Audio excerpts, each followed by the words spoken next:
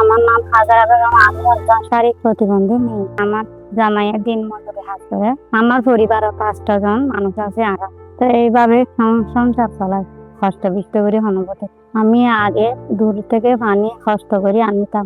মানুষের নদীলেও পানি খুঁজি আনা করতো, আর একটা পানি দেওয়া এল্লা হওয়া করতো।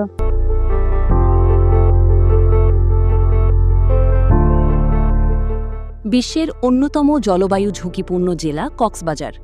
ঘূর্ণিঝড়, জলোচ্ছ্বাস, লবণাক্ততা বৃদ্ধি এবং ভূগর্ভস্থ পানির স্তর ক্রমাগত নিচে নেমে যাওয়ায় জেলার অনেক এলাকায় নিরাপদ পানির সংকট তীব্র আকার ধারণ করেছে। এই চ্যালেঞ্জ মোকাবিলায় হাইসাওয়া ডেনমার্ক সরকারের অর্থায়নে বাস্তবায়ন করছে আইকার প্রকল্প। প্রকল্পের আওতায় কক্সবাজার সদর, উখিয়া, টেকনাফ ও রামু উপজেলায় স্থাপন করা হয়েছে 400টি গভীর নলকূপ এবং 93টি সৌরবিদ্যুৎ চালিত পাইপ ওয়াটার সাপ্লাই সিস্টেম। তো যখন এটি লাইন পাই আর সুযোগ সুবিধা যখন পাই হাই যাওয়া তো আর ইয়া পানি সুখ করি পারে। আর মানুষের জানবরের গরম মাঝে তো ব্যবহার করি পারি। আমাদের আগে পানি ছিল, এগুলো সব আয়রন পানি। যেগুলো টিউবওয়েল আমরা করতাম এগুলোতে সব আয়রন ছিল, সবগুলোতে আইআরটি করে দিয়েছে, মানে আয়রন মুক্ত করে দিয়েছে আর। তো এটা পাওয়ার কারণে আমরা সবাই উপকৃত হয়েছি।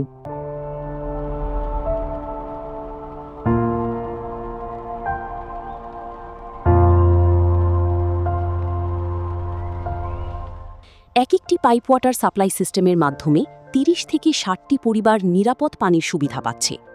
উখিয়ার জেলেপাড়ার 42টি পরিবারও এখন এই সুবিধার আওতায় এসেছে।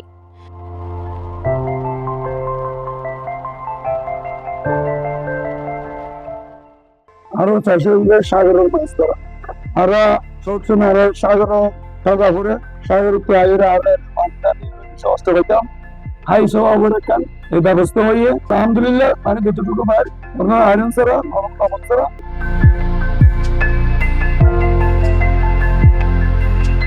সৌরবিদ্যুৎ ব্যবহার করায় এর পরিচালন ব্যয় খুবই কম।